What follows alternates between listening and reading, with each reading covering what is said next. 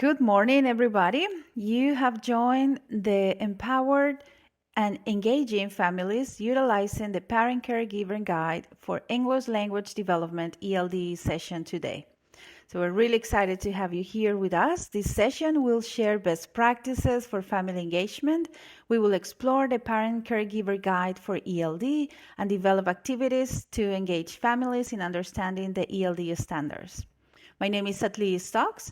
I'm an NCDPI ESL Title III consultant, and I'm honored to be the tech support for these amazing support team trainers. Alicia Das is an ESL lead teacher at Harnett County Schools, and Dr. Tim Sims is the Director of Federal Programs at Hickory City Schools. They will share more information about themselves in a few seconds. So thank you again for joining us. I have started the recording and I invite Alicia and Tim to lead the session. All right, good morning, everybody. As people are still coming in, we're going to give you a minute to get yourself a little bit oriented. So first, I would like to point out to you at the top of your screen, there's a link to today's presentation, bit.ly/Engage Families Day 3. And then these three icons also are links to materials we will use today. I encourage you to start opening them now. Yesterday, we had a little bit of internet lag, so it kind of got people hung up. We aren't going to use them immediately, but if you start opening them now, it might be faster when we try to do our activities later in our presentation. And then we would also invite you to, as you enter, to help us get to know who's here. I already can see that we've had quite a bit of a good broad range of people in the room. So I'm excited about that. But if you would put your name, your content area or grade level, whichever, or both if appropriate, your public school unit, so your district, your county, your charter school, your lab school. And then one thing you want to walk away from with today's session, using this sentence frame, one thing I want to walk away with today is blank because, and we look forward to seeing your information. And then one final piece, if you are new to WebEx, on the bottom of our screen, we have some just some hints to help you see how to mute and unmute. We will be asking for your input. So we will, if you would like to, we'll ask you to raise your hand, and then we will select people and you can unmute yourself and speak. We ask that you try to remember to mute yourself back. This is if you want to share video so we can see you as you talk, or if you, it's always nice to be able to see people as we go. This is where you raise and lower your hand. And then you also see where you can share reactions. And then finally, we will be using the chat feature as many of you found it. So if you're not familiar, it's on the bottom right-hand side of your screen. I believe it's a little different for me because I'm in presentation mode, so it makes it a little confusing for me to say that to you. With that, get started. I am Tim Sims. I'm Director of Federal Programs for Hickory City Schools. I have been working with English learners for approximately 30 years. I have experience at the elementary and middle and high school level. I chose to go into education because I wanted to make a difference in students' lives, and that's still my driving force. And so I'm excited to spend the time learning and working with you today, and I look forward to our morning together. Alicia? Are you muted? Sorry, I was muted. So I'm Alicia Dyes. I'm the ESL lead teacher, K-12 in Harnett County Schools. I've been in Harnett County for as an educator for over 30 years as well, and I love it more today than ever before. I'm also passionate about doing action research to find out-of-the-box kinds of strategies for helping ML families, ML students, and that's why I'm always excited to come to the Growing Success for ML's conference, because that's what it's all about, finding answers to the challenges for our students. So we're happy to be with you today, and I'm also very excited to be on Zotley's team as well. Tim and I love working with Zotley. We call ourselves the Zotley crew instead of the Motley crew, so we're happy to be with you guys today. And Zotley is amazing, so if you have any questions or concerns, you can shoot her messages in the chat, and she will support you. Yes, She's bared with us for all week, and we're lucky to have her. she's our hero. All right. So today's session is dedicated to content area teachers. Thanks so much for sharing your details with us in the chat so we can get you to know you a little bit better and address your specific needs as teachers of English learners, or as they are now described, multilingual learners. ML is a new term that is now being used. We will share a few of your comments, and we would like a few of you to open your mics and share your thoughts and introduce yourselves. As we are reading the chat comments, raise your hand if you are interested in sharing your responses with the group, and we will ask you to open your mics in just a few minutes. As we do that, I'd like to give a shout out to Karen Solis. She is one of our EL support team members, and she is a participant today. Hey, Karen. I'd also like to say I'm really excited because we have a really good group of very professionals here, which to me is going to make this super exciting. We have ELA teachers.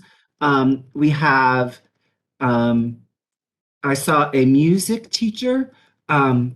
Who teaches a whole bunch of different kinds, like piano, ukulele, music appreciation, vocal music at the high school. So good morning, Emily. I'm also seeing some elementary teachers. Rebecca Bailey's first grade. Shannon is grade 4. I saw grades 9, 12 English. Hi, Kimberly. High school Stephanie science is Harris, yeah, Ford. Stephanie Harris, English, Caldwell High School. Oh, you're right near me, I think. I don't have a good sense of direction unless it's another Caldwell, which that happens too. All right, I don't see any hands raised who are interested in sharing. But I also like what you're looking to walk away from. I hope I see a lot of interest in how families help their kids succeed. And we're going to talk a lot about that today. I hope that you will see that the guide we're sharing with you. And I'm going to say, Satli, is there anybody still waiting to get in? I see a note here that somebody's still trying to get in. I don't see anybody in the lobby, but I'll double check. I'll And try to see. if that person is trying to find their link to today's presentation, we could also maybe someone in the group knows that person, and we could email them what email to find to try to look for. Somebody in the group knows them because they're texting us that they're trying to get in, and I don't see her name as a participant yet. So they need to look for their registration email, confirmation email, right, Satli? And then they can go in via that link. Yeah, but if I get a name, I can send the link again. Yeah. Good. Thank you. The name is Kim Haddon. Okay. I don't know if I pronounced it right. I hate it when I'm, I should have said it, so I always do it. Okay, I'm on it. I don't see any hands raised yet. So okay. Please, just feel free to raise your hand and then unmute so we can hear from you. And I'm going to take care of this participant, guys. Thank you. Thank you. I think Stephanie Harris from Caldwell High School, she summed it up, Tim, by saying she wanted solid strategies for empowering parents and families. So solid strategy sounds good to me, and that's what we hope to provide today for sure. Sadly, there's also a Tama Balilis. I hate not knowing how to pronounce people's names, and Baliles is also waiting. So just to look for that one, please. Oop. Okay. Thank you so much for being with us today. We appreciate all that you do for your students and their families, and we hope to provide you some strategies to help make that relationship stronger. Alicia? So before we get started, we want to make sure you know how to access all of your empowering and engaging families resources for today, as well as your other conference materials. Most of you have probably already opened your empowering and engaging families links on our opening slide. We directed you there. But if you're just entering, it's okay. And if it's your first day, it's okay. We're going to guide you through everything. So if you clicked on the links earlier, you've got everything open that you need. But if you didn't get a chance to do that, we're going to give you an opportunity to do that now. First, you can check your email if you like. Everyone should have received an email this morning from Sat Lee. All of the documents that you'll need to access for today's session were there. Thank you, Sat Lee, for doing that. Or you can find the links in our Empowering and Engaging Families presentation. That's the one that you're seeing here. You just go to bit.ly/engage families day, all caps, first letters, day 3. Once you get into the presentation, and Sat Lee will put that link in the chat box as well so that you can open the presentation. So today's documents will be linked in our slides. You'll see an icon for the artifact that you're going to be creating. It's the A. It'll be in the bottom right corner of your screen when it's time to do that. For the Padlet that we're going to create, and for the parent caregiver guide that we're going to be exploring. All of those links will be conveniently located on the slides for you. So we're excited about that. And then finally, we want you to know that you can also get to today's resources via your conference notebook. And if it is your first day, some of you have already created notebooks in your pathway session yesterday or on Monday, so you can open those now. We do want you to keep those open every day of the conference, but we know that some of you might not have had a chance to do that because this is your first day. So Tim and I are just going to kind of navigate the notebook a little bit for everybody's, to refresh our memories and for the new people today. Sat Lee, if you will also post a link for those notebooks for the hopping around people. You have a notebook if you're just going from session to session, and then also for our content teachers. Your notebook links will be in the chat box. Just note that that link is a forced copy. So every time you click on that link, it'll open to, you have to make a forced copy. So our notebook creators have created a way for you to actually remember your personalized notebook. And that's what we're going to guide you through right now. Okay, so if everybody, has their notebook tabs open, we'll explain the notebook a little bit. There's a tips page at the beginning. It will explain how you complete each session's artifact on its corresponding page. And we'll tell you what page of the notebook for today. You can make comments in your notebook. You can put links that you hear about, images, screenshots. You even have this really cool tool called an annotation thing we're going to take you through. You can turn the page, Tim.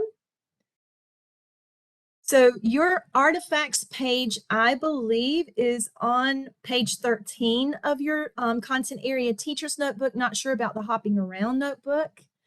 But this is the page where you'll be able to open your artifact and then insert that URL that you created for your personal copy. And we'll direct you there a little bit later today. Tim, you'll also find instructions on how to share your artifact with your colleagues around the state. You'll see on page 6, it describes 2 groups that you can join on the hashtag GoOpenNC groups.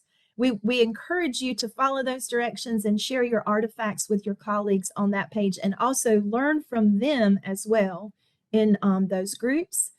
And then Tim, next page. Every day you'll have an opportunity to come back and join us for a daily office hour where we'll be able to answer your really hard questions and maybe in a more personalized way. So you can put your notes from the office hours there as well, Tim. And then finally, this is really cool. There's an annotation tools, Tim, to the next page. In that section, you'll have stickers and tabs and little note thingies that you can put all over the screen of your notebook to kind of help you remember information. And then finally, if you have any questions, Tim, sorry, there may be a delay too, but if you have any questions, just share them in the chat box. All right. And then remember, please save your link to your notebook somewhere so that you can retrieve it every day. Thanks, Tim, for your help with that. Also, I think we forgot to mention, you can use your empowering or your presentation icons. I think we've already covered it. Good job. Thanks, Tim. You could also have 12 different forced copies of the conference notebook like me. Yeah, we only have 100 because we had to keep practicing. All right. So here are your fundamentals for today's session. We want you to feel free to contribute your ideas, questions, and ponderings via the chat box, raise a hand, or contribute in the Padlet. We want you to acknowledge the benefits of family engagement and its challenges by seeking solutions. There will be, oh, by the way, there will be icons on your slides indicating opportunities to share by chat box. So you will see these icons on the page, particularly if we're asking you to join us. Or when it's appropriate to put something in chat versus, or in Padlet versus chat. So just look for those icons. We do want to acknowledge the benefits of family engagement and examine its challenges by seeking solutions. What I want to say to that is, we know family engagement can be really challenging, but we approach it from an asset-based approach. So what I hope you will hear from us is positive solutions for moving forward and framing families in positive ways. I know there are challenges. I know that there are parents who we have tried a bazillion ways to engage, and yet it's still a challenge. But what we want to look at are the assets, the funds of knowledge our families bring, and the assets they give to their children when they come to us. All kids come to us with great assets, and we just, we don't help find solutions when we start looking at things through a negative lens. It's when we start looking at things, kind of like the WIDA, when we look at the can-dos, and we look at the can-dos our families bring, then we can start finding ways in which we can make bridges. So I just kind of want to frame that for you. We also want you to feel free to create an artifact that will allow us an opportunity to apply and remember what we learn. And we want you to take advantage of the conference office hours. And we will provide you a link, but there's also a link at your registration flyer. We had a great afternoon yesterday of office hours. Monday it was a little lonely, but so we hope that if you have questions or you want to talk through some solutions, we are available to you from 3:30 to 4:30 today. We hope you come by and join us. Oh, and there's a link right here on the slide. Sorry, I didn't see that it was blue because I have things covering up my screen. Now, time to understand our purpose for today's session. Our purpose today is to make sure we collaborate to find ways to empower and engage every family. Our purpose is grounded in the research and work of Dr. Stephen Constantino, who you will get to know a little later. During the session, we will explore the Parent Caregiver Guide for ELD to discover its contents and potential support in engaging every multilingual learner or ML family. Many of you have probably already know that NCDPI has made the shift from English learner to multilingual learner, ML. NCDPI will be using this asset-based term to avoid labeling students in terms of a language they are learning, or acknowledge that students' first language, also to acknowledge that students' first language and culture are a strength, and reiterate the importance of literacy and proficiency in multiple languages. For policy and legislative purposes, NCDPI will maintain the term English learner. For all other purposes, NCDPI will begin to use the term multilingual learner. NCDPI has shared a letter regarding the shift in language to help school districts start conversations around this asset-based language. We have a link at the bottom of this slide to that letter, or you can go to bit.ly/signed letter, or PSUs, and the signed in letter are capital, and P, S, and U are capital. You will also see both terms used in the ELD standards document, and the amazing Sat Lee has already put it in the chat for you. We will also reflect on Dr. Constantino's 5 simple principles to engage every family. And we will give you time to develop strategies using the 5 principles and the information and resources found in the Parent Caregiver Guide. Strategies that will allow you to engage every ML family in the academic life of their child.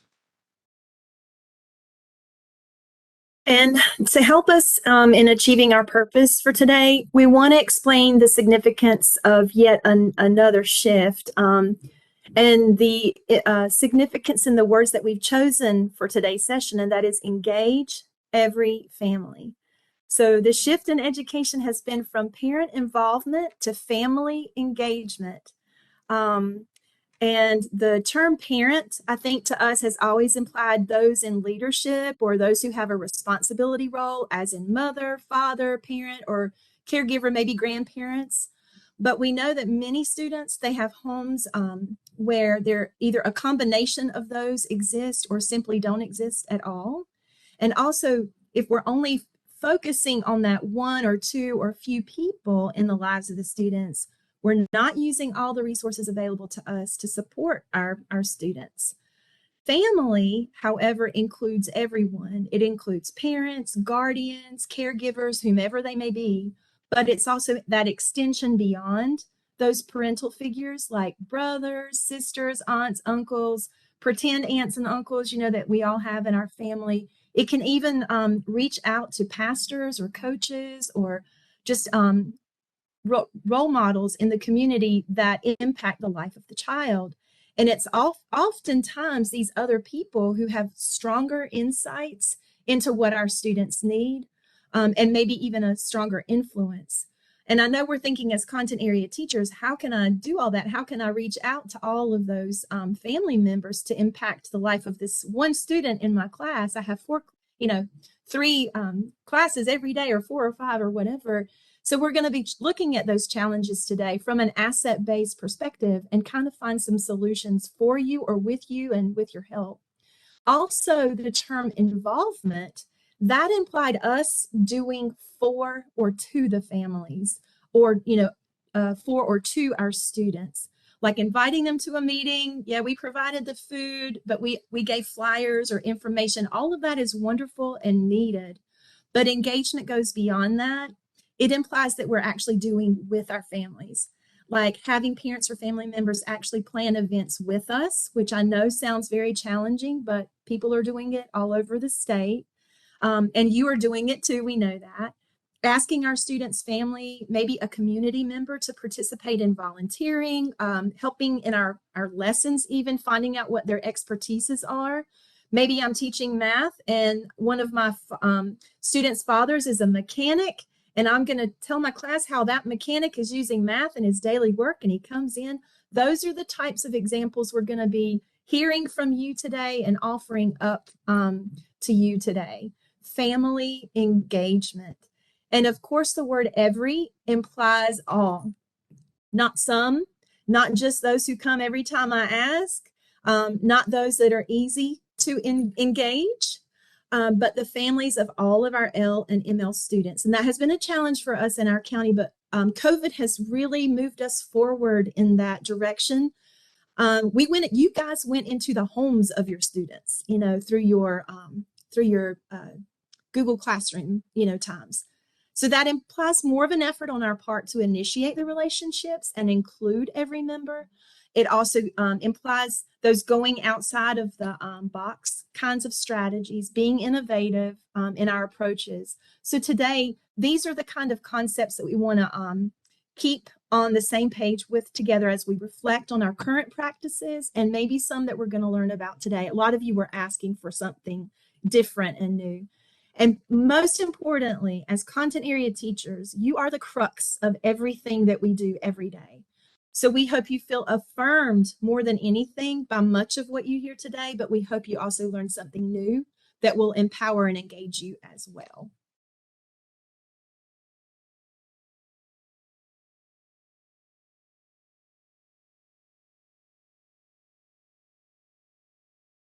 Tim, I can't hear you. Sorry. I'm here. Okay. So we want to start by, if we're going to engage every family, we want to start by reflecting on the following questions. What do we, as a school community, receive if we engage every family? Feel free to put your thoughts in the chat box, but we're also going to have you put them in other places. What do our families receive if we engage every family? And what are your current strategies for engaging every family? Right. And so we're going to take you straight into your artifact for today. You're going to be using your artifact document at the beginning of the session and at the end of the session. Your artifact for the empowering and engaging family session is going to be a pre and post reflection. I think you can find it on page 13. So if you already have your artifact tab open, you're good to go. But if you still haven't had a chance to open it, you can get there one of three ways on the screen. You can get to the artifact by your conference notebook, page 13, the link at the top. You can click on the link in the PowerPoint if you're there with the shortened URL, parent guide artifact, or you can just click on the little icon in the bottom right corner. We just want to make sure everybody is on the same page. It will open as a forced copy, just like your notebook did. So make sure you personalize it. And we'll give you a few moments to open your artifact. And Tim, maybe while they're doing that, those that are not successful, if you'll go ahead and demo that, make a copy. Yep. Go into the title of the document and put your name and content area teacher session. And then make sure, yep, Tim's content area session. And then make sure that your URL is copied from the top of, from the one that you created. Copy the link. And then Tim is going to take that link into his pretend notebook.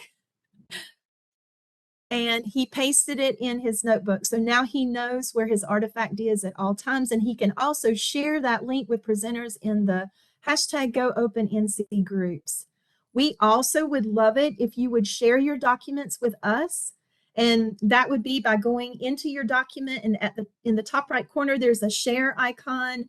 You click on that and you will put our email addresses in your document, because Tim and I won't be able to see them immediately unless you do that. And we would love to know your thinking. I'm putting in my email address in the chat box, and Tim is putting his in. And it's also on slide number 2 or 3 of the PowerPoint. So please share your documents with us as well. If anyone's having trouble getting into the artifact, just put a note in the chat box and Zatley will be right on it. And I know Zatley mentioned it, but I just want to re-mention, if you are a Twitter user, if you like to tweet, our hashtag for the conference is hashtag NCELD22, just so you are aware of that. And Zatley just put it in the chat box as well. Thanks, Zatley. Okay, and Zatley, if you're not having any, okay, can you do the, Tim, can we demo one more time for someone who needs to know how to put it in the notebook? If you'll, yeah, go back a slide and we'll try that again. Oh.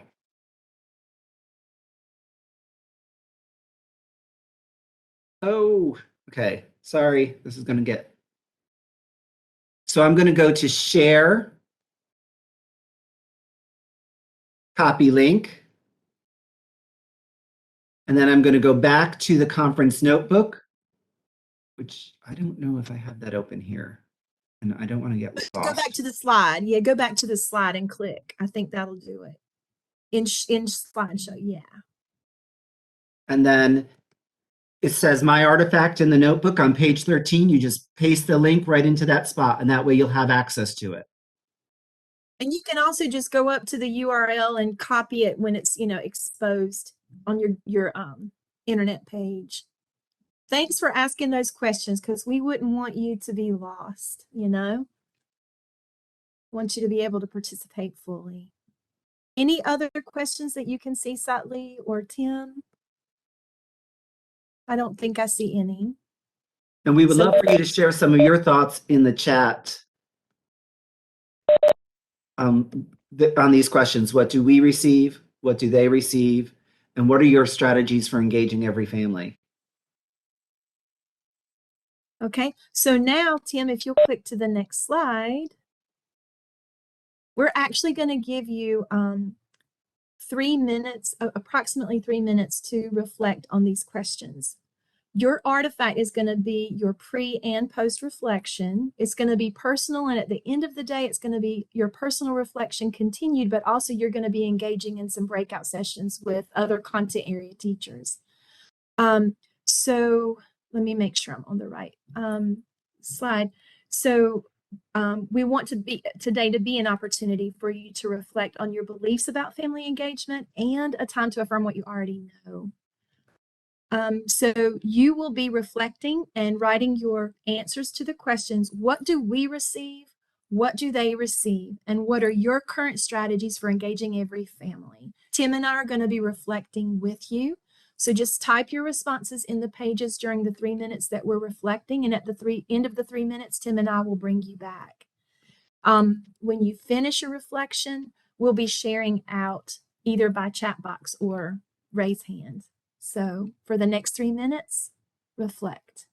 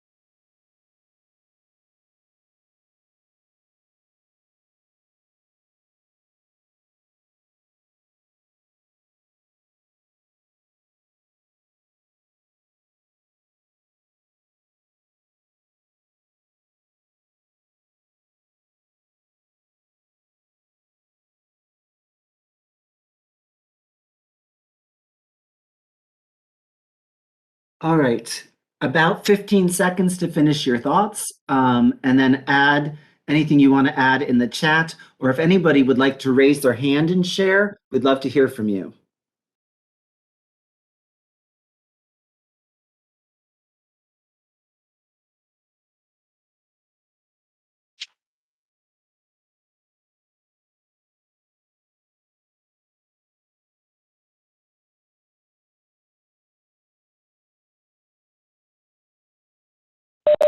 We have one hand. I see Sarah. You can unmute, please.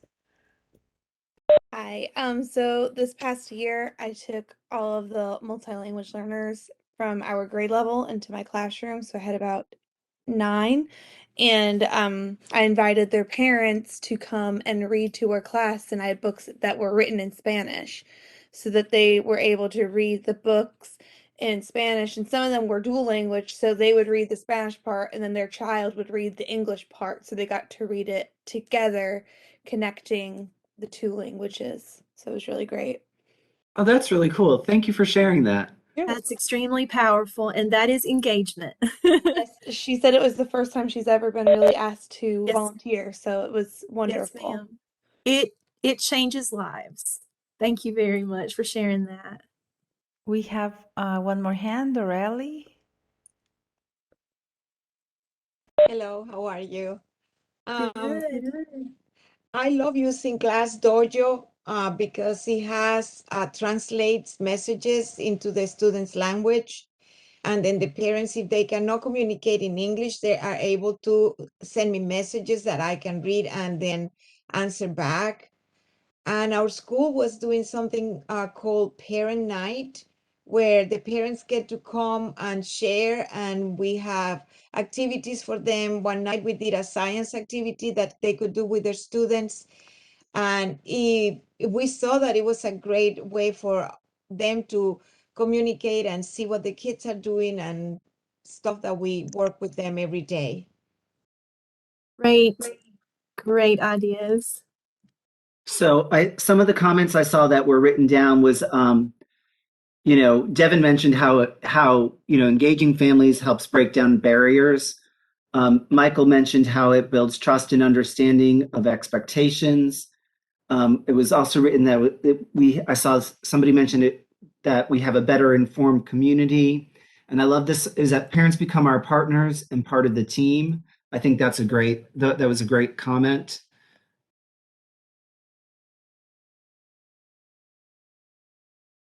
Alicia, do you have anything you wanted to share?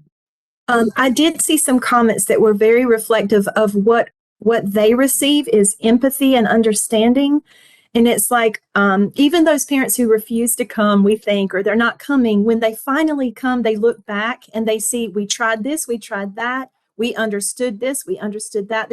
They could see and feel our empathy. Some of those parents are students. That when they were in school, they had really bad experiences. And so school puts fear in them. And we had to rewire their thinking about what school can be. So I like the comments that were reflective of that empathy. It's like Michael or someone said, it's those walls are being they're being taken down. The walls are coming down. All right, so what we want you to do is to continue to use these questions to guide your thinking throughout this session. And be prepared to reflect on these questions again at the end. So your artifact will be your reflection on these ideas at the end, and we'll use the time today to kind of reframe it or give you some new ideas, we hope. You'll be sharing these with people across the state if you choose to do the Go Open NC. So they're going to want to see all of these good ideas as well on your document. So now we're going to explore the Parent Caregiver Guide for English Language Development. We'll take a look at its purpose, how it's organized, and give you time to explore the guide so that you can begin to brainstorm its various uses, possible audiences, and any questions that you might have. So this, I hope, is your first new strategy for ways in which you can help multilingual families engage engage every family. We're not writing this on a slide, but we hope that this will become your cheat sheet, your go-to, your little something that you can keep with you at all times. And to start, we're going to take you into your document. So if you've already opened it, just, make sure your tab is still there. If not, you're going to open a new tab by just clicking on the URL that we have at the top, Parent Guide for ELD. Or you can click on the icon in the bottom right corner, and Satley's going to put the link in the chat box.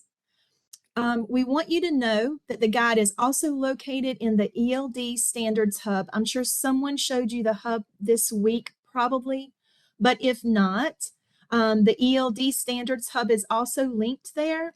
And it is where you can find all of your ELD support documents. This is the first time in the history of North Carolina that I know of that we have so much support for our ML families and students. All of your documents are there. You just click on the Parent Caregiver Guide. That's the little icon in the bottom left, and it will take you straight into the guide page, and then you will open the document. Make sure you're always going to the document through these pages because it's being updated regularly based on your input today. It will be changed if we can make it better for the public. So we'll give everybody a few seconds to get there. And just remember, if you're having trouble, put a comment in the box and Sotley will help us. Okay, as you're opening your document or as you're there, you can look inside. Tim's also going to guide us inside. But before we release you to explore, we want to know how it's organized and a little bit about its purpose. There's a little intro in the beginning, and the question there is to parents, might be asking, how did we get here? The state saying, how did we get here? It basically gives parents a quick overview of the state's process for adopting the standards, and it explains that the guide was developed to actually empower families of English learners and engage them in the academic life of their child so that they have a better understanding of the EL identification process, the standards, the new standards, and some instructional supports. And we feel as content teachers, depending on how strong your EL or ESL program is in your county, based on whatever reasons, some of the things in this document might be a first for you as well. So today might be a chance for you to kind of take a deep breath and start investigating some of these terms and concepts and processes. So the first section is going to answer the question, what does it mean that my child is an English learner? It's going to explain the EL process. Also, it will, on page 3, if you want to make a note on page 3, it will explain the transition from EL to ML, how they're interchangeable, so that parents don't get confused with the acronyms. Section 2 is going to answer the question, how does my child learn English at school? And it's actually going to describe for the parents the new ELD standards.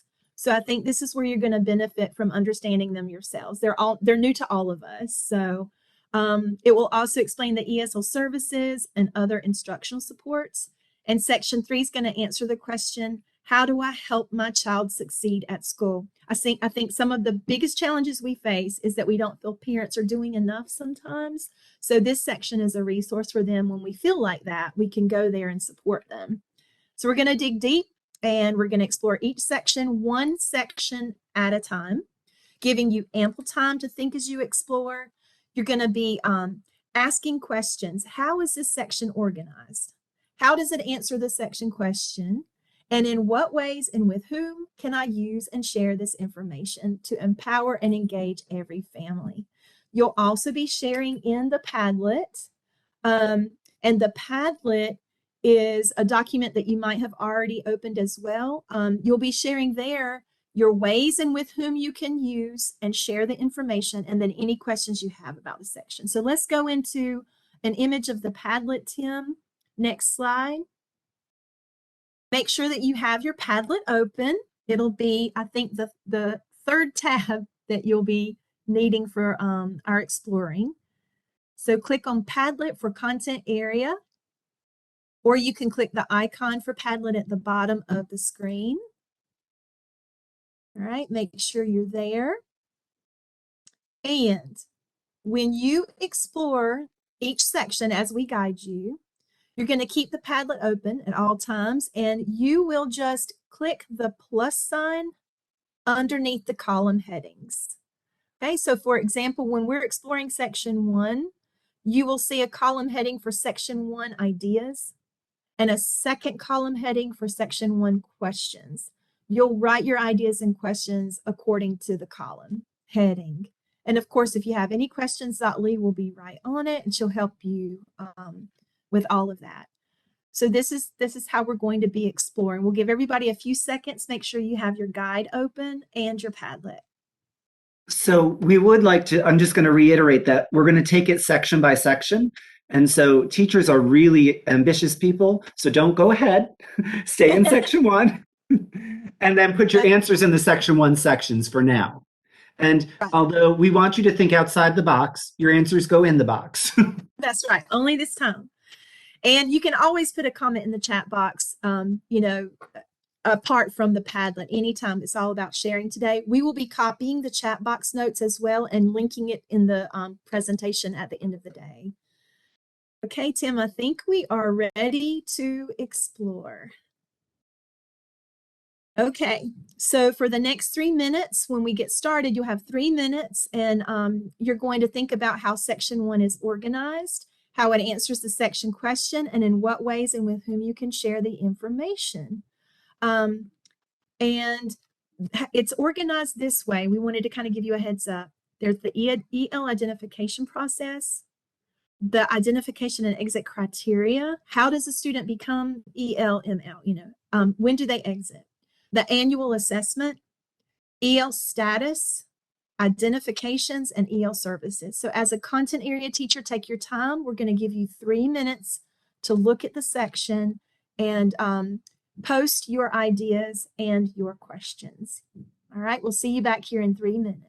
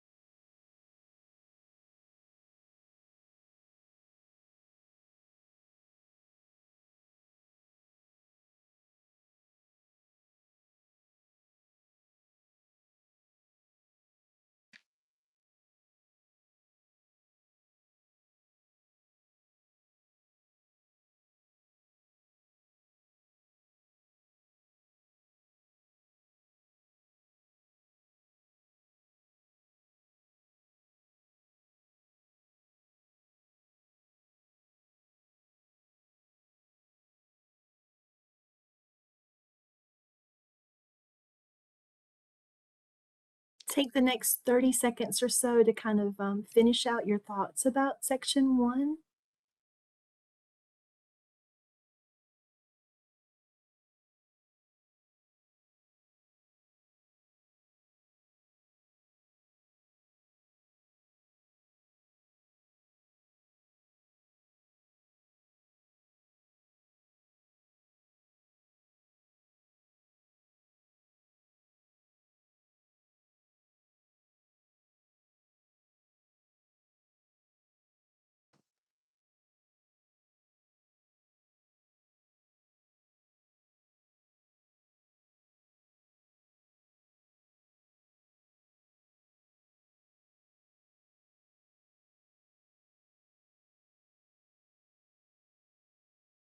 Okay, we're gonna bring everybody back in to our collaboration time where we'll be thinking together through the information that you just read. And Tim is going to guide us in a few things that we hope you noticed, and then we'll be able to share together what we discovered. Tim? All right, now we're going to be reading some of your responses from the Padlet and looking out for raised hands that we might have some time to recognize. While we are getting ready for the share out, did you notice the graphics, the colorful, self-explanatory icons, and how they were repeated on other pages for consistency and supports for understanding the information? Also, intentionally were included charts, white space, and even limited talk in the designs were intentional to ease use and understanding. We also hope you had time to notice, wrong place. You had time to notice the section covers EL identification process from enrollment to exit. There is a mention of the term multilingual learner on the top of page 3, and a note about the new case screener on the bottom of page 4. It also includes details about declining services, not identification, and the guide also describes calculating progress and exit measures. That's the next I do also want to mention. Tim. I'm sorry? I think we should be on the next slide. Slide 24.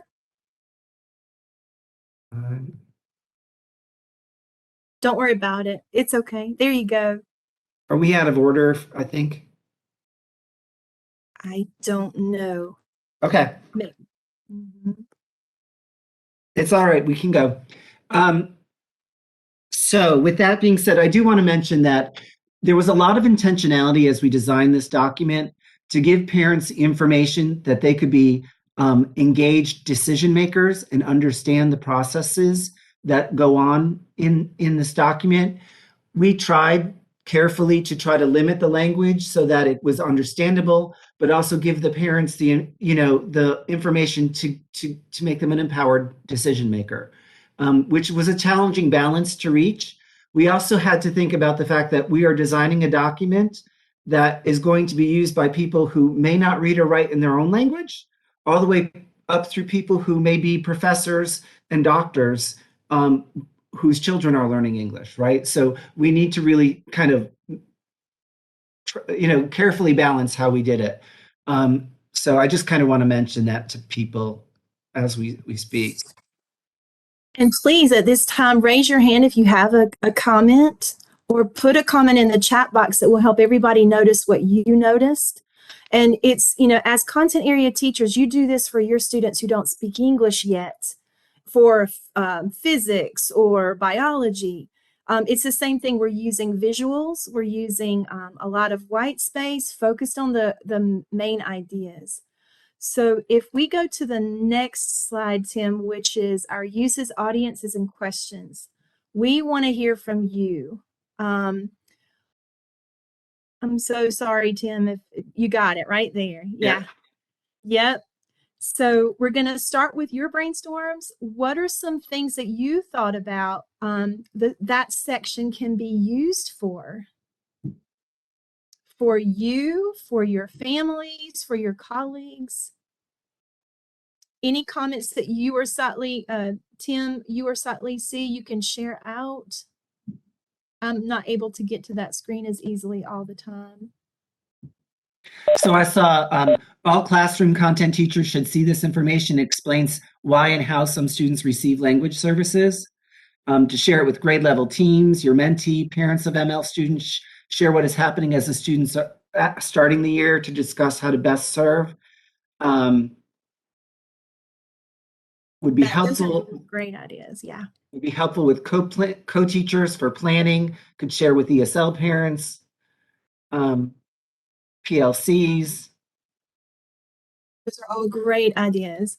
And we were hoping that you would, if all of this information is new to you, maybe you're a new teacher or this is the first time you've ever had an ML, We hope it's kind of like your talking points or your cheat sheet or a self-directed learning for you.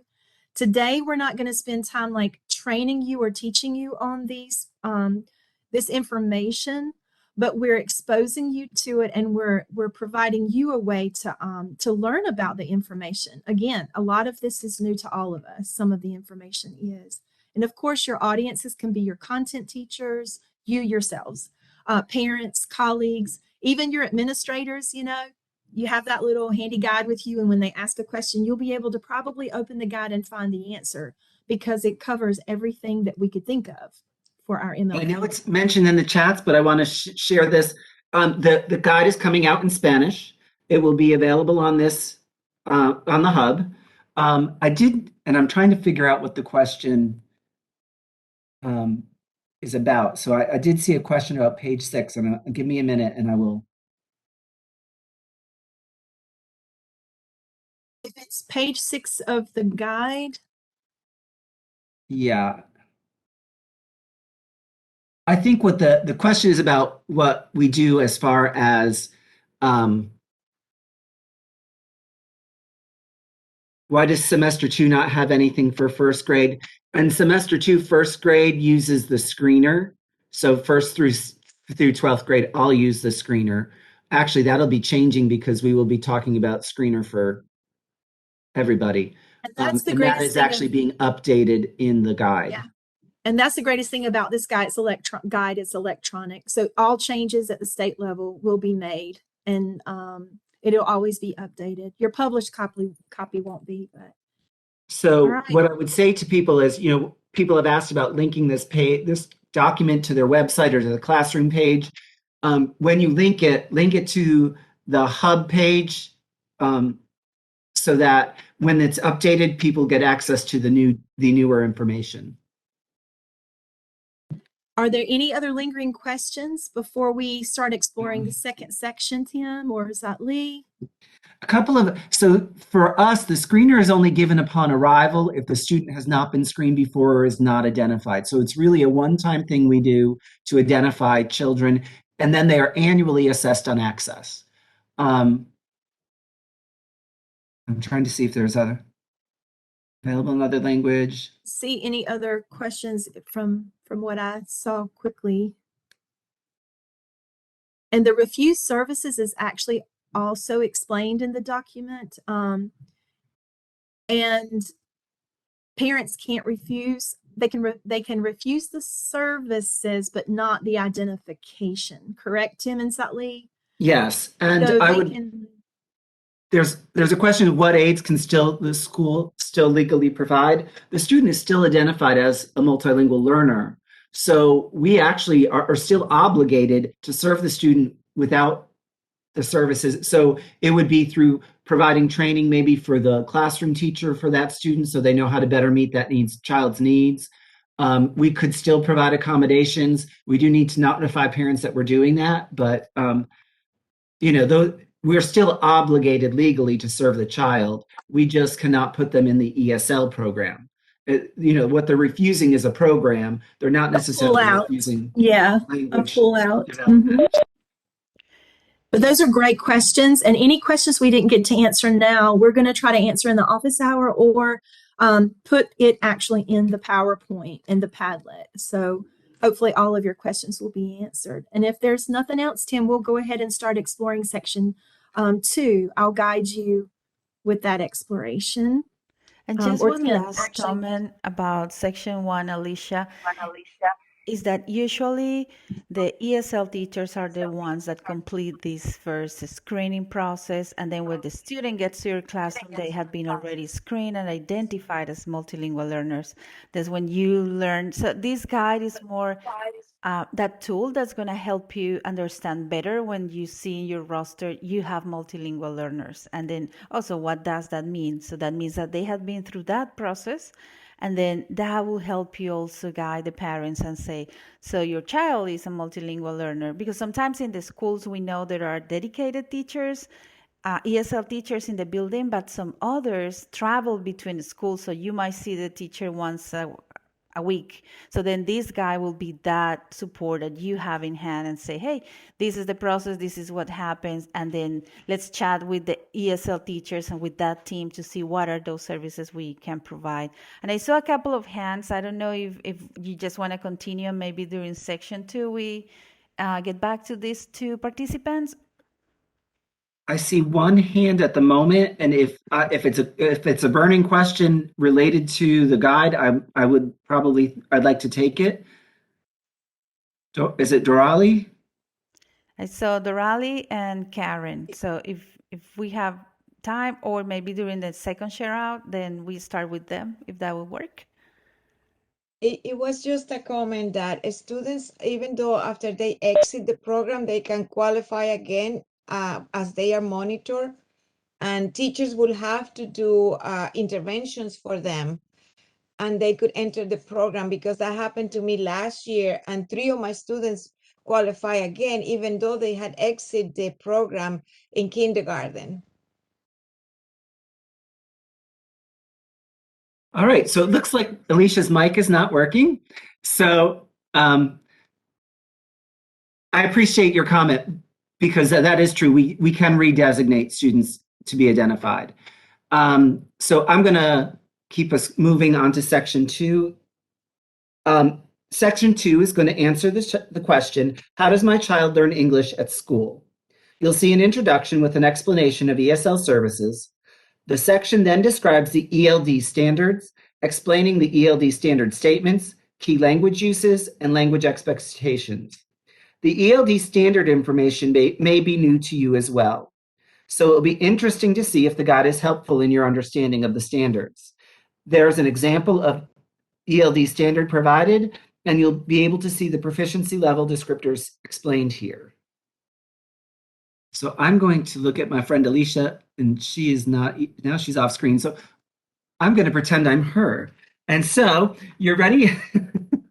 Sorry. Okay. So you're ready to explore again. Make sure your parent caregiver guide is open along with your Padlet. We'll give you about 3 minutes to think about how the section is organized, how it answers the question, and in what ways and with whom you could use and share information to empower and engage families. While you are exploring, make sure to write your ideas and questions under the appropriate Section 2 columns of the Padlet, just like you did with Section 1, and let us know if you have any questions. So you have 3 minutes to explore.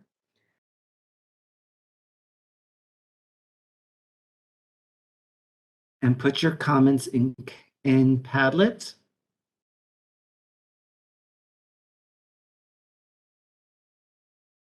And use chat if you have any questions.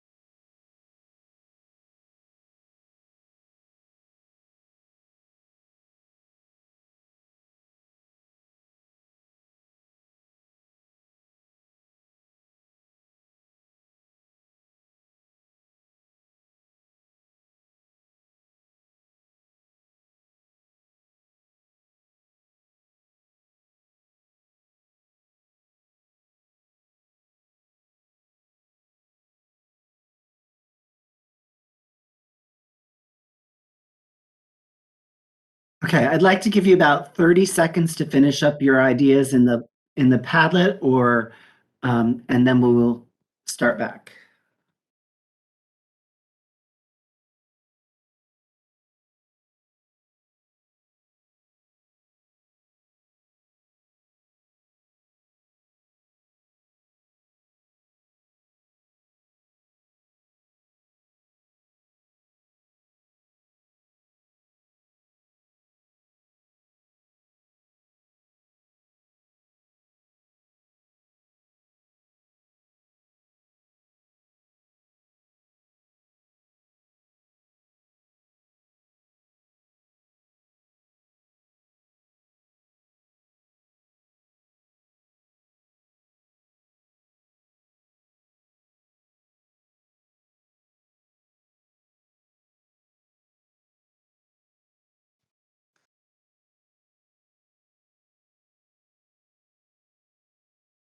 All right, while we get ready for our share out, did you notice graphics come straight from the ELD standards documents with clear and precise definitions so parents, colleagues, and community members are able to see and hear the information and the language of the standards just as multilingual educators are?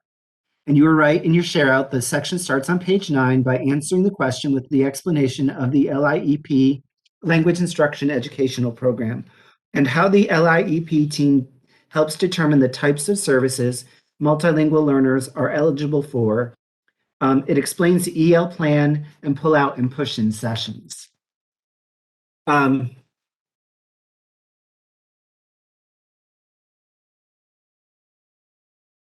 am back if you can hear me, Tim. Yay! Back. So I don't know how your experience was with your reflecting, but I do hope that you got a chance to look at, this is the thick section. This is a section where we all need probably days and weeks because these are the new ELD standards. But as content area teachers, we want to know what you're thinking. And Tim, while we do this section, could you click on the guide and let us have that on the screen really quickly?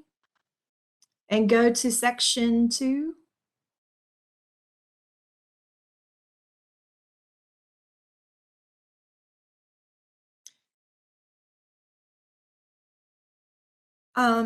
You'll notice in section 2, again, there are a lot of visuals, there are a lot of, there's that less talk, but some of the highlights we want to just speak out to you as educators.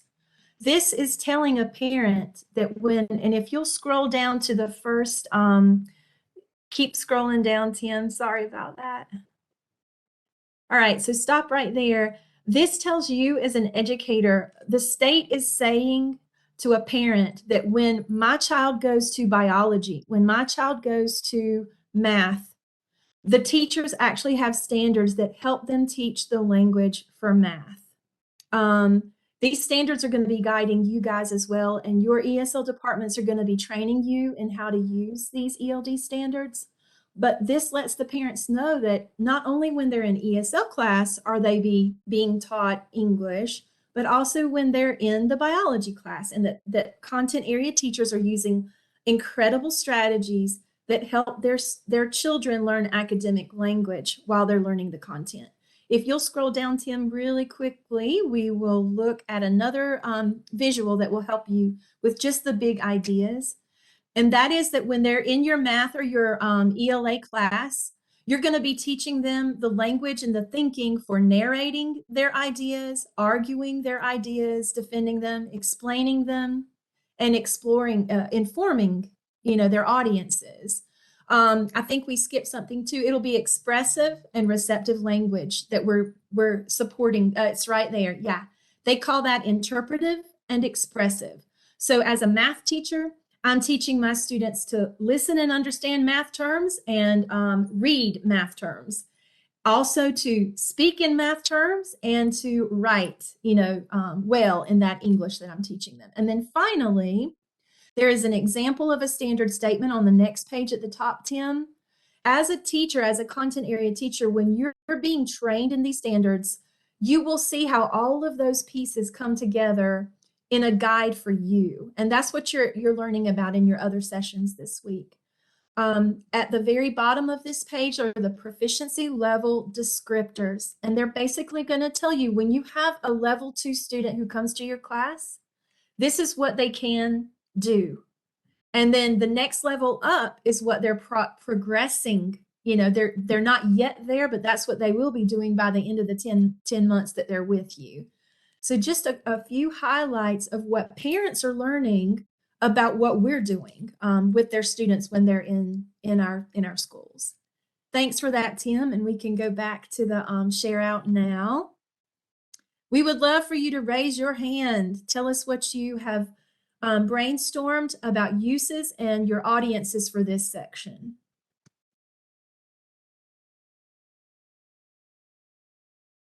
Any hands that you see, Sutley? And I'm going to go into the Padlet and see a couple of your comments there too. So a lot of questions about program services, and I'm going to be careful about answering them because a lot of that is district level decisions. So districts have decisions about the kinds of models they can use. We are required to provide, and we describe in our language instructional education program model that we send to the state. Each district or PSU comes up with their model for how they're going to serve students. And that's what they're kind of committed to. And then we're required to show that it's working and that students are progressing. And if they're not, then we have to address it. That's kind of the broader piece. We are not as prescribed, I would say, as EC, sadly, in some cases, but in some cases that can be helpful.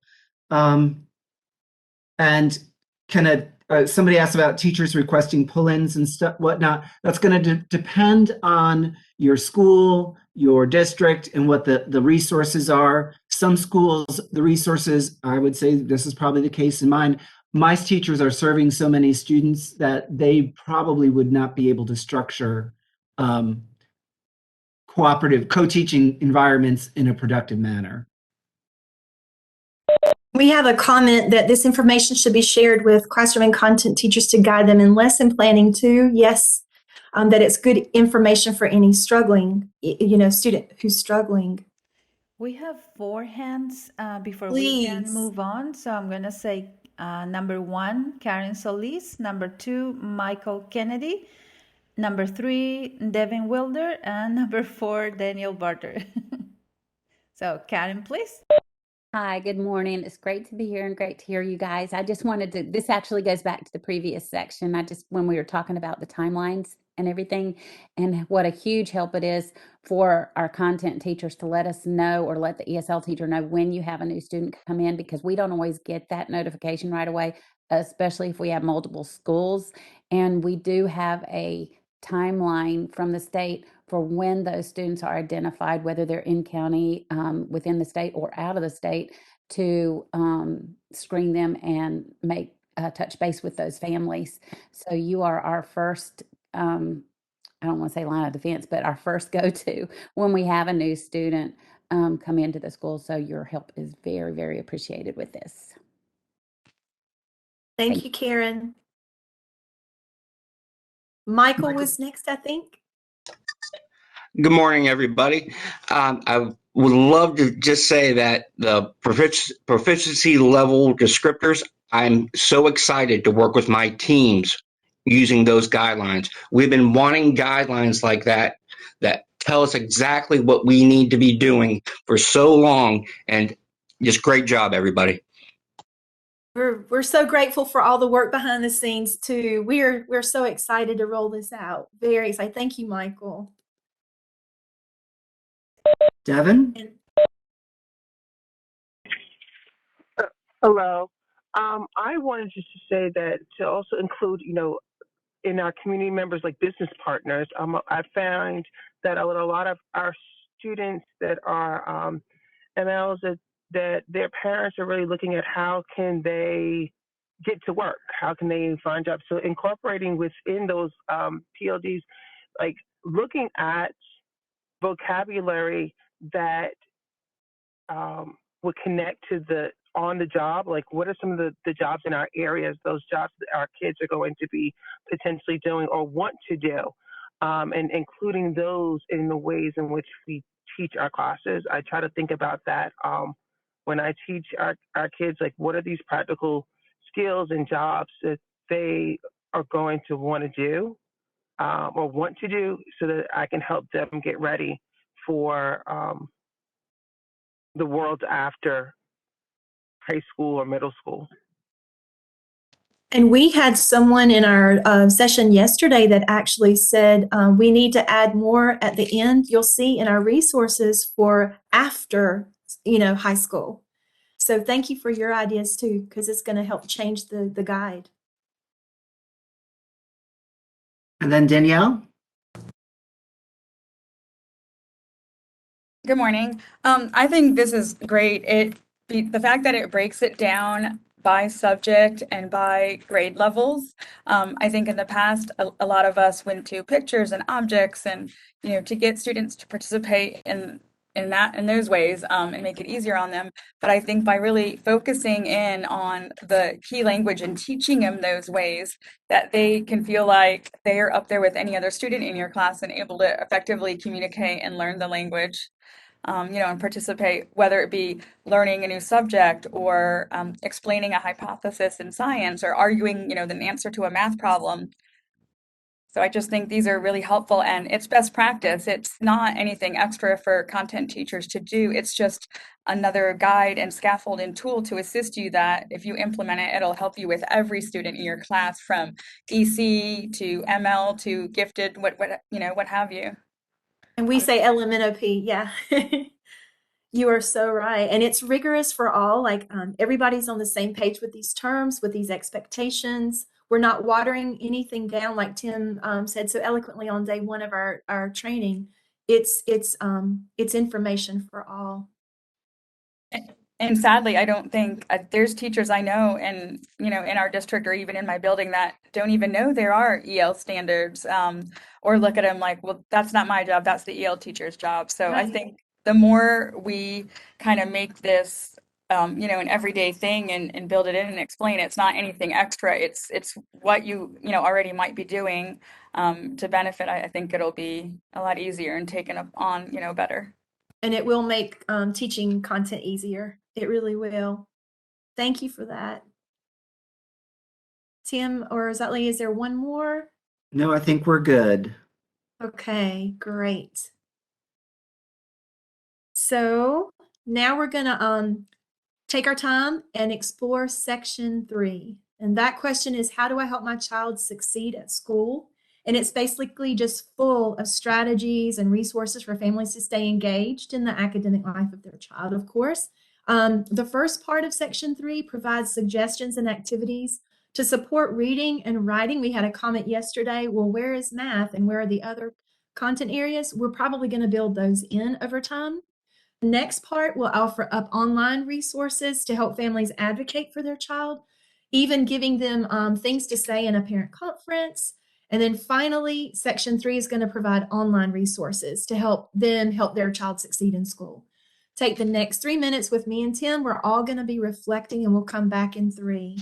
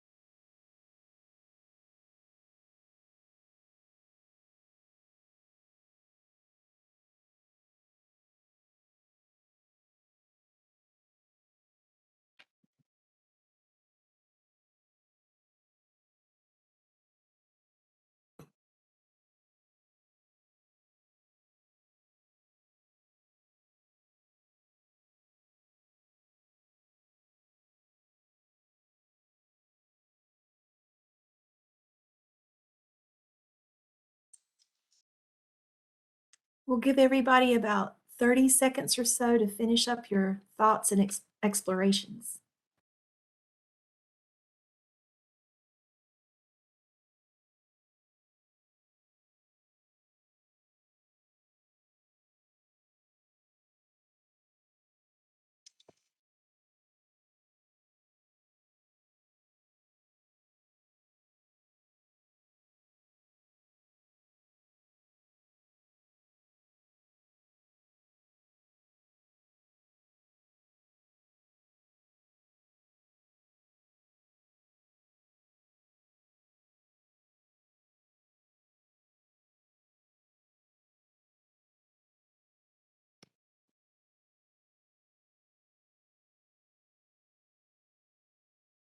All right, we're going to bring everybody back slowly. And we are eager to hear your thoughts and brainstorms. Tim will go to the next slide.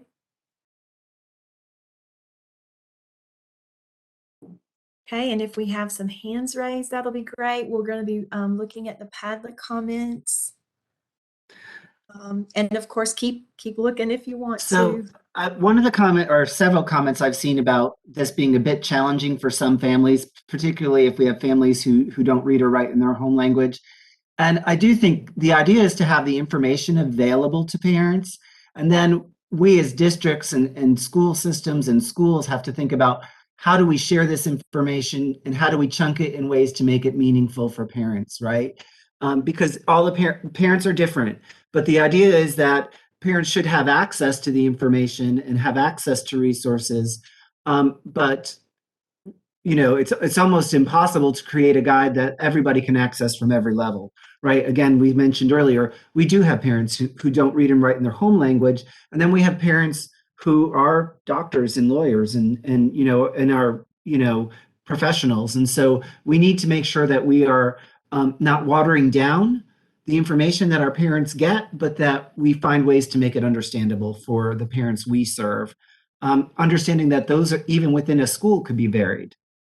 Right, and we know reading and writing was only invented 5,000 years ago. It's not really a form of intelligence, but a skill to just communicate and express oneself. So a lot of our families, when we use the images or when we use their first language or a video, we sent, some of you have made comments about videos. We're going to talk about that later. We empower them to understand the process. So we agree with how this document was overwhelming for me when I saw it at first, but when I read it, when I began to understand it, it was actually a tool that I can't live without. So we agree with you. And some of you were talking about how I wouldn't give it to them all at once, or I would like to chunk this and explain it over time. We're thinking the same things. We do believe that when a student enrolls, we will provide the document in English and hopefully some way in their first language in our county. But it's definitely a start. Any hands raised, Tim or Sattli? I can't see that very well. Any hands raised? Comments from the audience? Emily Yes, has her hand raised. Yay. Yes, Emily. Hello. So, as a high school teacher, I see a lot of these recommendations, and it's easier to get buy-in for kids at the elementary levels. The one thing that I see that I wonder is if it can be updated. I see that there's resources, but sometimes when they look at that page and they don't see something that is going to be interesting to their older students, that can be difficult with families. And that's one thing that I find that's difficult with my students with language acquisition is it's not cool to be doing extra school in that way to learn English. So it's hard to get buy-in. Do you have any suggestions, or is that something they're aware of for those resources? Well, So, and I think, go ahead, Tim. no, go ahead. Well, I was just going to say, maybe you're referring to the reading and writing strategies. They seem a little more elementary, or we try to put in images of all age kids too. But maybe we need to, I don't know, we're going to have to rethink this because we want it to appeal to everyone, and we're taking your observations to heart and really going to think about how we restructure it in its revisions. But maybe we could start with some of the older or end of the like graduation concepts at the beginning of that resource section and build to maybe the elementary. Is that kind of what you were referring to, Emily? I think that they're good resources, but I almost wonder if there are more technologically savvy or there's things that they're going to find that's more cool. Like I even think Gotcha. about like how Minecraft and things are more appealing to students, but like a lot of these like, oh, let's read, let's reflect, let's write on it. A lot of the high school students are going to be like, I don't want to do this. I can talk to my Spanish So it's friends finding or ways for whatever their language parents. is. Sorry, I might have a delay, but it's finding ways for parents to engage their students instead of more boring work or whatever. We're going to have to look at that. We're going to have to Yeah, I think it's reflect on more of a those. challenge. Like, I think that elementary learners, they're more excited and more engaged in that, like, even with English speakers. But once you get to middle school and high school, they start thinking about what is cool to their peers, whether it be their other ML peers or even the general population. And if they think, well, if I'm doing this, yeah, it may be beneficial, but it doesn't make me cool, they're gonna rather struggle with language than look uncool. Yes, and we are taking notes as you talk, and we're going to definitely take this back to the team. So this document has been considered a living document. When we originally were working on the document, we actually thought about trying to do it as a elementary, middle, and school like separate documents, but it became a little bit overwhelming to try to do that in the timeline we had. So that is a great suggestion, and I think that is something to consider as we move forward. And as we've said before, the questions, we're reading the questions from the Padlet and we're answering a few here out loud, but we will be answering them. So you can check the Padlet again and or the chat box or the presentation for answers to all of your questions. That's what Tim and I are going to be spending some of our time doing. So we don't want you to feel like your questions are not being answered. Another one, as we move into our wrap up of our exploration, there's a really great question. When it suggests all of the reading, writing ideas beneficial to do in the home language versus English, we've had a lot of questions about that. We encourage first language for parents in the home, whatever language they're the strongest in, or if they're or want to use, but definitely in their first language because they're experts in their first language. But of course, incorporate both when they can or if they can, and moving back and forth between, but definitely not neglecting that first language versus English. Because if I'm speaking Tamil well or Japanese well, but I don't speak English well, I'm going to make sure that their brain is wired for language. Tim, anything on that as we move into the next section? I think we've got most of the bigger questions covered. Let's move on. All right. Thank you guys for your input, and we will be getting to all of your questions eventually. And basically, we just wanted you to know that there are supports for using the guide. There's a glossary of terms. Tim, if you'll just click for a quick second. In the glossary, it will support all of your ELD documents. It has all of our acronyms and terms defined. So if you ever have a question leaving a meeting, you can go into that document and hopefully you'll find the term there. And if not, email one of us and we will include it in our updated version. But any time you're in an IEP meeting or whatever, keep that glossary handy. Also, translation apps. There are translation apps that will let a parent actually scan the page and get a translation of the page. You can talk into devices and it will produce your comments in a second language.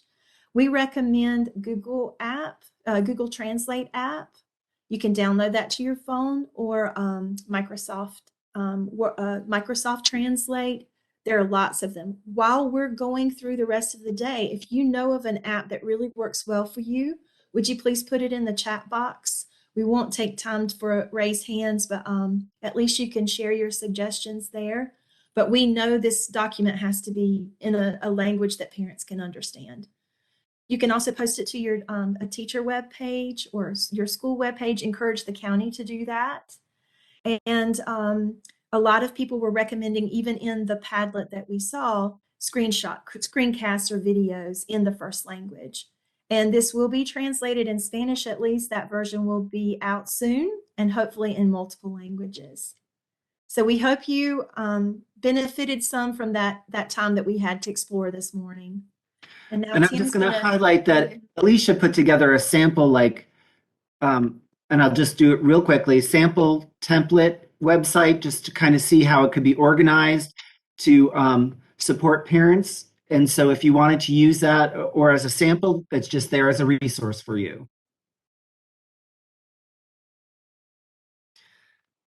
All right.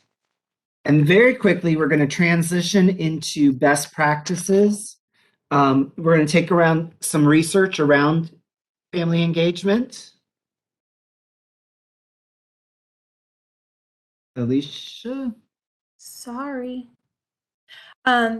So we want to make sure that you're able to dig deeper into the best practices for family engagement with Tim and Dr. Constantino. We want you to have some time for your post-reflection on the 3 questions for the day. And you'll be able to discuss those strategies that you're thinking about and learning about based on the 5 simple principles and the parent caregiver guide with people in a breakout room. So that is what we are posing for our reflection for the end of the day.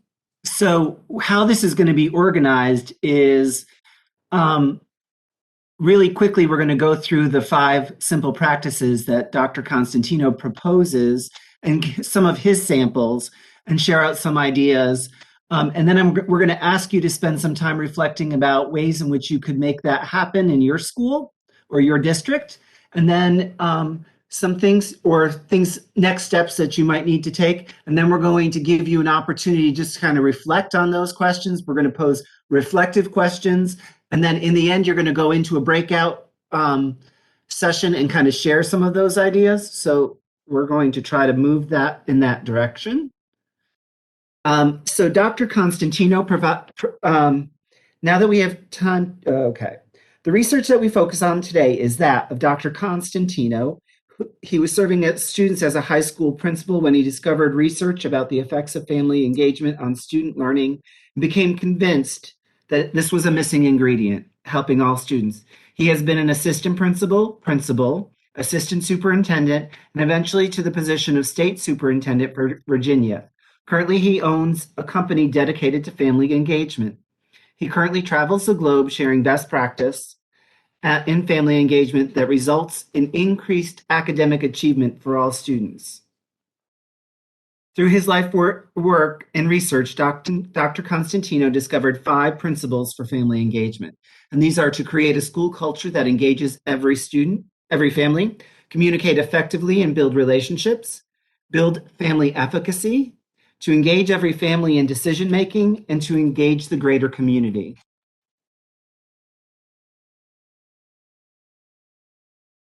Dr. Constantino recommends that our first step is to establish a school culture that invites family engagement. And we're talking school culture, not family culture. When the school culture truly looks to engage every family, everyone is looking for ways to create opportunities for engagement. We have to reflect, do we really want to engage every family? How does the word every make us feel?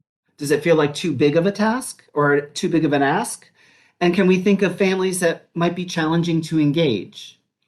But if we do not address the culture of family engagement as a school, any strategy we attempt may be quickly thwarted. The first attempt at engagement that is met by an unwelcoming staff member can change the relationship between the family and the school.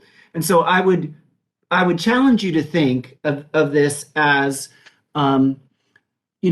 we're giving you ideas of things you can do, or you're sharing ideas.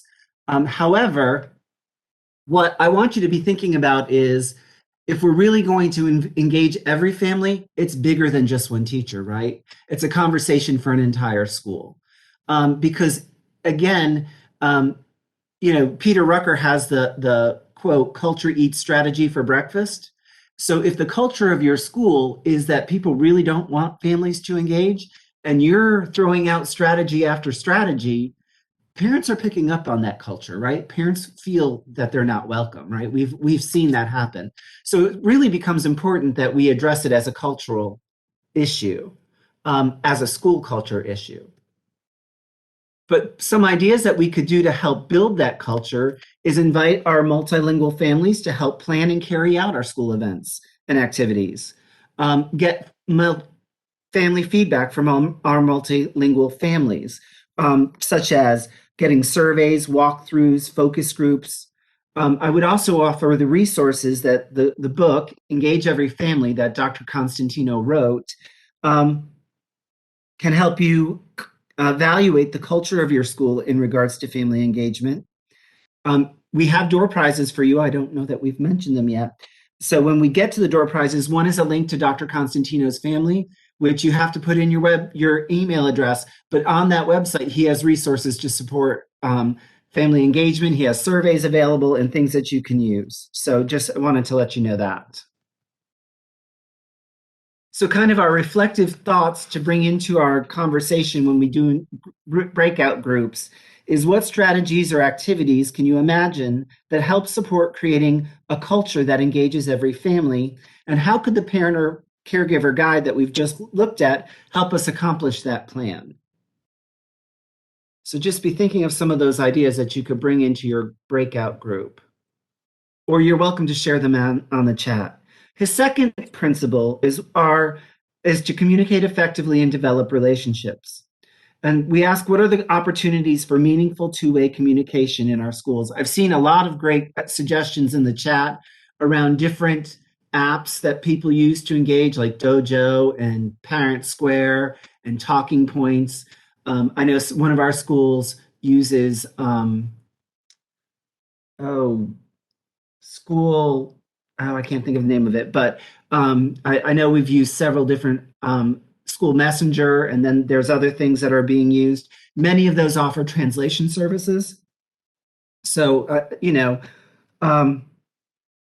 this principle, Constantino argues for intentionally creating an inviting environment for our families. Meaningful two-way dialogue is intentionally planned to build trust. Building trust is crucial for developing strong relationships that allow for meaningful engagement. Schools use multiple means to provide opportunities for families to engage. Of course, in our context, we must be meaningfully planned to communicate across languages and cultures from an asset-based approach. Some ideas that could help us in this area are student and cultural interest surveys, a positive first phone call or meeting, no matter what, effective use of translation resources and devices. And we mentioned this quickly, but I do want to suggest, we know that best practice is we have trained interpreters, translators who we go to, but that's not always possible. So it is great to have opportunities to use translation devices if we need to, understanding that certain meetings may need to really bring in an interpreter, like an IEP meeting, but those kinds of things are just things to keep in the back of our minds. But while we have the opportunity, we need to take advantage of any resource we can to engage our families. The use of parents as volunteer helpers or volunteers, making sure that they're visible and present in our school. And Sarah's example was a perfect example of that. I just had to add that in there about her parents reading to the class and being present. And then also spotlighting the talents and knowledge that our parents bring when they come to school events. So making sure we highlight and acknowledge what our parents are bringing to us. The third, sorry, I'm getting ahead of myself. So, as we think about heading into what strategy or activities can we imagine that support communicating effectively and developing relationships with every multilingual family? And how could the parent or caregiver guide help you accomplish that plan? The third principle that Dr. Constantino talks about is building family efficacy. Efficacy is the power to produce an effect. And so building efficacy empowers families to improve learning in the home. In his original version, Dr. Constantino referred to this as empowering families. In his updated version, he refers to this as building efficacy. He felt some people interpreted empowerment as creating an image of making families militant or activists rather than building collaboration. This principle focuses on building capacity within the family to support learning and meaningfully participate in the decision-making in the educational environment. This was a key idea that was considered when the Parent and Caregiver Guide to the ELD standards was created, is that it was to empower parents in decision-making and have resources to support their child's learning from home. So here are some suggestions given that parents or caregivers participate and help and develop students' learning plans and monitor and assess progress. And then also providing trainings and school practices to help families take a proactive role. I want to highlight that with multilingual families, there may be specific needs we need to address. There can be cultural considerations that really impact. Some families have not had much interaction with formal education. Some families would not want to be seen disrespecting educators or questioning their authority. That is why it's really important that we put in place those two-way communication and effective and build relationships before we really start working on the building efficacy piece, because we want to make sure we are understanding where our parents are coming from. So kind of as our reflection questions as we move towards our breakout groups, what strategies or activities are you aware of or that can you imagine that build efficacy for families engaging in their school's education? And how might we be able to use the Parent or Caregiver Guide for ELD to accomplish that?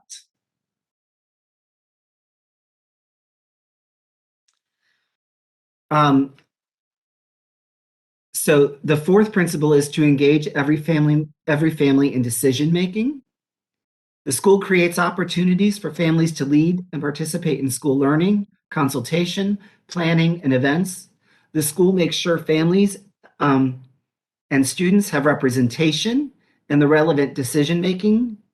For example, in our school leadership teams.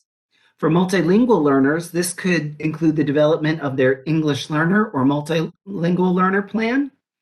You know, Title III only requires that we notify parents and get a permission or approval that we serve students. However, we could build an opportunity to build more inclusive environments if we bring parents in and have discussions around the plans we're creating for their students.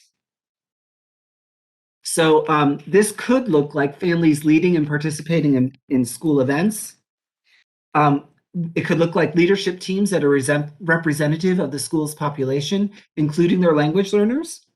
And then community organizations that represent families' interests and needs are resources and collaborators within the school. It can be challenging to include multilingual families in certain events, but I think we can find creative ways of solving those issues.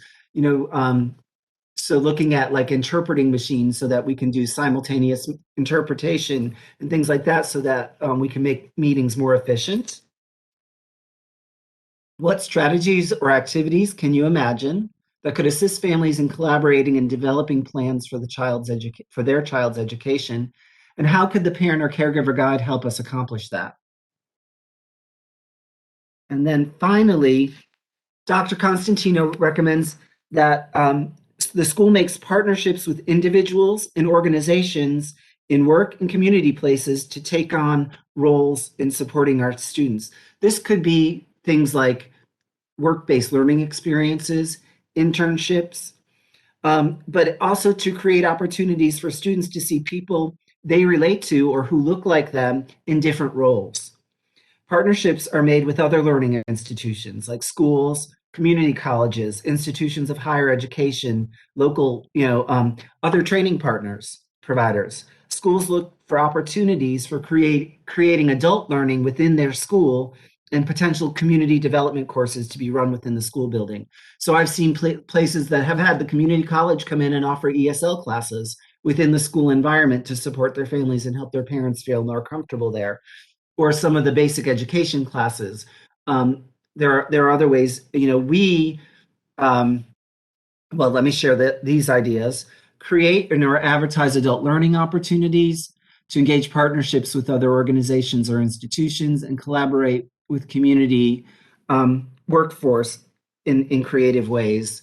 So partnering with the career centers in the area to help parents connect to those resources.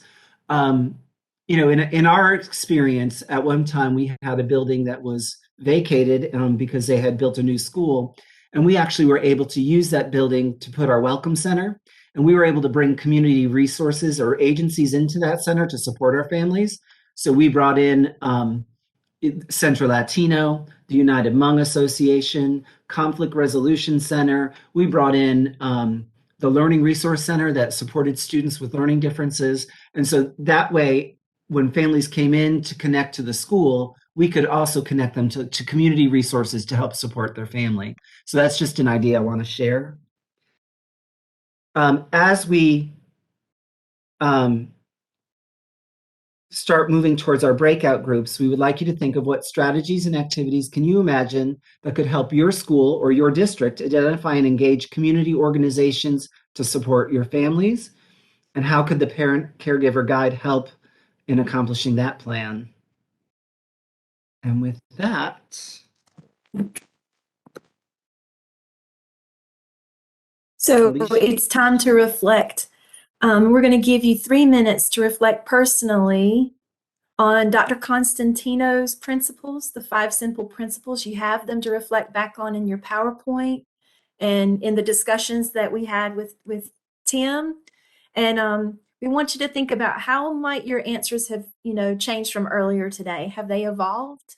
Have they been confirmed? Did you learn anything new? Some strategies that you want to try? And once you've finished reflecting, we want you to be prepared to share it with others in your group. So we're going to reflect now for 3 minutes. Tim and I will be reflecting with you. Make sure you have, make sure you have your artifact document still open. Make sure that tab is there. And you're going to reflect in the post-reflection section and just be prepared to share out. Thank you.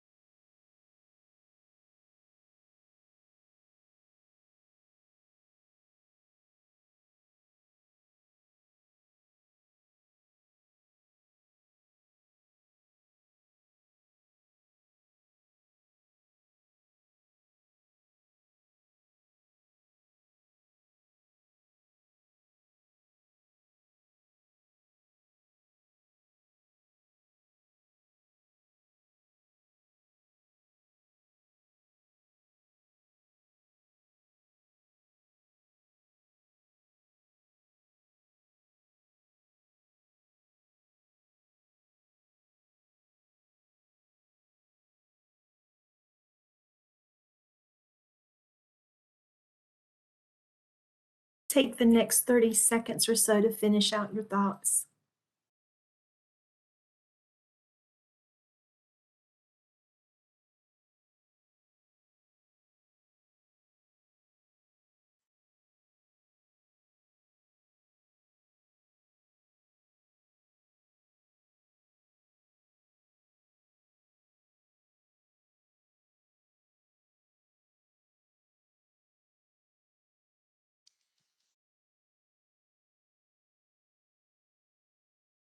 Okay, you'll finish out those last thoughts, and you can continue typing in your documents if you need to. And we will go on to explain how you get into your breakout rooms now to actually share your reflections. And we thank you so much for reflecting, and we hope that you have benefited from the strategies and information that was shared today. So you're going to see an image for the breakout room that will eventually appear on your screen, and you are going to click on that to join. And once you're in the breakout room, again, we just want you to begin sharing your reflections. If we engage every family, what do they receive? Or what do we receive? Sorry. What do they receive? And what are your new strategies for engaging every family? Also, take the time to add any of those ideas that you hear to your own artifact document in your strategy section, and be prepared to share a few of those out as we come back from the breakout. Zotli's going to guide you now and direct you as to how much time we have. I think we're going to have about 3 minutes. Is that right, Tim? 3 to 5? 3 minutes? 3 minutes max, Zotli. Thank you. Zotli? Yes, I'm going to start the breakout sessions. You will see the pop-up window, a notification to join. Sometimes it hides behind the main screen, so just minimize that window in case you don't see the notification. But it's going to be in 3, 2, 1. Thank you.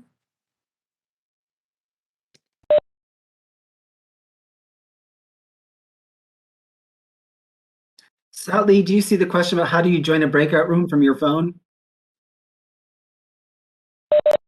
Oh, no, and I think they cannot join. Yesterday, they couldn't join. They stay in the main room. I can search who is.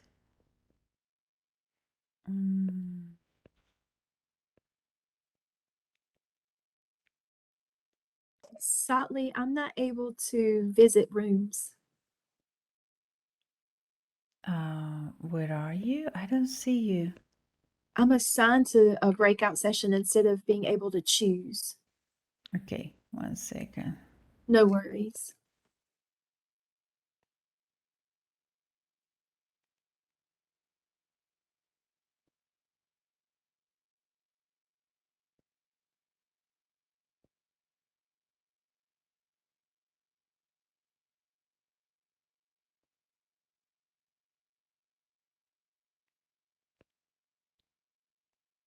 Do you see which breakout session, Alicia? I can No, find you. it's okay. Don't even worry. Tim will be going in and checking things out, but I'm not able to choose sessions like yesterday. Try now. What about now? Nope. I think you probably have to be made host again, co-host again, because you dropped out. That's right. Oh, good That's call. right. That's what's going on. What will we do without you? That's what 1 happens when you second. drop out, Alicia. I know. Today's been one of those You days. lose your privileges. Okay, there you go. Thank you, friend. All right, I'm going to start joining other sessions. Thanks.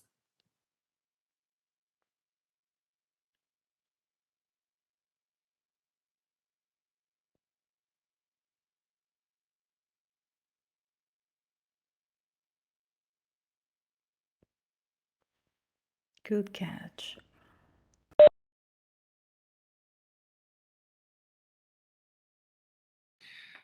We probably need to go ahead and give them a 1-minute warning. Okay.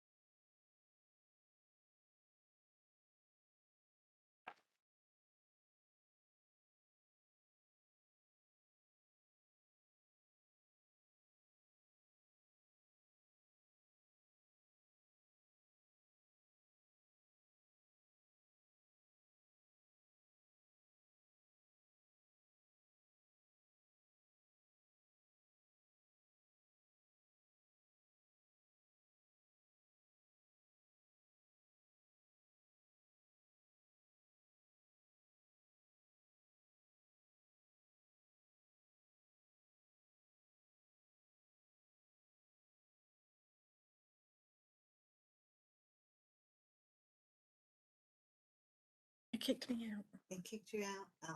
Okay. Kim was trying to respond to that and she ended up getting kicked out. But I'm in the same school and we started with more fun activities like the family.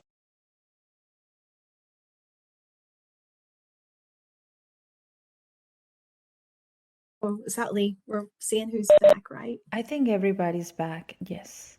All right. In the interest of getting you out on time, what we would ask you to do is in the chat, if you heard some great ideas, please contribute them. We are going to save the chat and we will link it at the end of this presentation that you have access to. So you will have any of the ideas or thoughts that were shared in the chat. You will also have everything that was shared. You can keep the link to the Padlet that will be there for you. So you'll have those resources. So please share your ideas. Yeah, I just have to say, I did hear one where a parent walked more than a mile to get to school, and other parents in that neighborhood that could drive there weren't coming. And so there was just a lot of asset-based, talk going on, and I really appreciate that. And I heard somebody in one of the sessions saying that they really needed to start with their administrator. Yes. And that it's a lot to dive back into. And it is. We feel the same way, and that's why we're taking it one bite at a time. Yes. So our next slide, Tim, is our purpose for today was, and we hope that we were able to achieve that, supporting you and engaging every family. Thank you for being patient with our glitches, our tech glitches. But we hope that you saw that we were able to explore the Parent Caregiver Guide to discover its contents and potential support, and to reflect on Dr. Constantino's 5 simple principles and use the guide and the principles to develop strategies. So we hope that you feel that we were at least able to accomplish our goals for today. As we close, we would love for you to complete the following sentence frame and share it in the chat box. My first next step to empower and engage families will be blank because. Know that we are going to be available at 3:30 for office hours. There were a lot of great questions, and if people wanted to talk through their own current issues, we're happy to do that.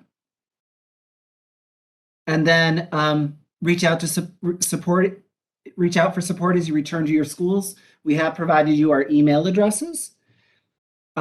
Finally, we would love for you to complete the PD evaluation. It is super helpful for us. There's a link here, and I'm sure Satley put it in the box. It put it in the chat box. And then finally, we want to share our your door prizes, your virtual door prizes, Alicia. So as a thank you to you, we are providing you a few door prizes. The first one is the Teaching Tolerance free film kit. So if you go there as an educator, you can get free posters to put in your room for that multicultural experiences for your students, and films that you can show for some of your content areas. Also, there's the Dr. Constantino website, Engage Every Child, Every Family, Every Teacher, Every Day. All of his resources can be found there. Satley told us about a free download of family engagement core competencies from NAFSCE, a national organization. We wanted you to have access to those. There's the National Gallery of Art, free art posters for educators. You can download those to put up in your classrooms as well. The Family Engagement Sample website, you're free to use ideas from there. And then finally, as a stress pack for you, 25 free food days that you need to put on your calendar right now. Next month is a free Slurpee or whatever from 7-Eleven. And if you dress up like a cow, you get a free meal from Chick-fil-A. So just a few of those there. We wish that we could be in person. Thank you so much for your patience with our glitches today. We hope that the time that you had to explore and reflect were beneficial to you. And just know that you go back in the good hands of your ESL department, your ESL teachers, and your entire staff. So thanks so much. I want to say I love what you're putting in the chat as your sentence frames. Thank you very much. I love Victoria talked about downloading PowerPoints. Her comment was sometimes the small things can have a huge impact, and that is so true. Thank you. And families do need to feel like they belong.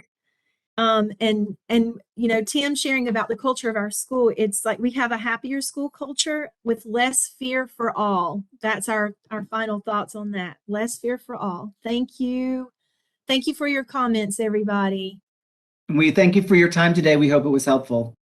Yes, take care. Hope to see you in the office hour. I hope you read this comment, guys. Best session of the week. Thanks, and I enjoy it. So, But this was their first day. I'm just joking.